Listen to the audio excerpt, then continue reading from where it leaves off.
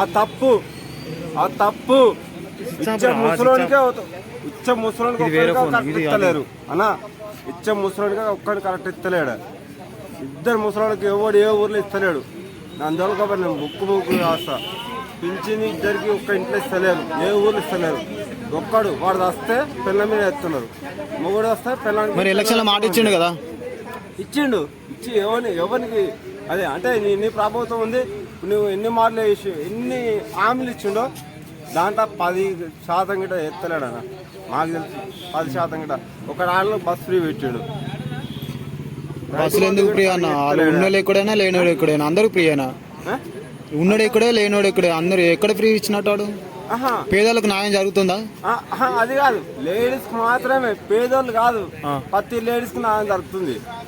మళ్ళీ అందరికి చేయొచ్చు కదా బస్ ఫ్రీ, ఏదో చేయొచ్చు కదా. అంటే మొగుడు లేదు ఆడ ఒక్కరేసి గెలిపించారు రేవంత్ రెడ్డిని. అంతే చెప్పు. రేవంత్ రెడ్డి ఒక్కరు లేడీస్ ఫ్రీ అన్నారు కదా. మళ్ళీ వచ్చేయరు మొగలు కూడా ఫ్రీ అంటుండు కదా. నేను నమ్మను, నేను ఓటు అయ్యాను. నేను అవసరం అయితే ఓటు బంద్ చేసి మగ వాళ్ళకు బస్సు ఫ్రీ అంటారే మళ్ళీ ఓటు అయ్యింది. నేను బస్సు కాదు, నువ్వు లారీ ఫ్రీ అయినా వేయను. ఆయనకైతే ఓటు వేయను, రేవంత్ రెడ్డికి వేయను. కోపం బాగానే ఉన్నట్టున్నదా రేవంత్ రెడ్డి మీద? నాకు కేసీఆర్ సార్ దేవుడు. కానీ నాకు మాత్రం నేను చెప్పుకున్నా, నేను 10 ఏళ్ళ నుండి వచ్చిన. ఇప్పుడు మెట్రోలు వల్ల తిరిగేది అంటే కేసీఆర్ ప్రభుత్వం.